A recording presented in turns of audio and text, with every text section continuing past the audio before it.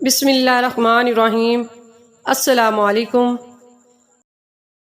تنہائی میں انٹرنیٹ کا غلط استعمال کرنے والوں کے نام، رونگٹے کھڑے کر دینے والی حدیث۔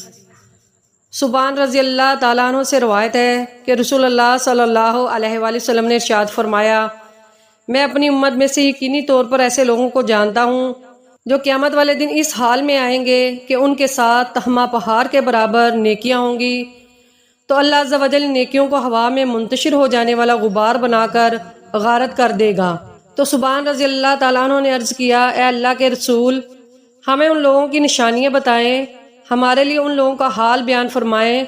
تاکہ ایسا نہ ہو کہ ہم انہیں جان نہ سکیں اور ان کے ساتھ ہو جائیں۔ تو رسول اللہ صلی اللہ علیہ وآلہ وسلم نے ارشاد فرمایا،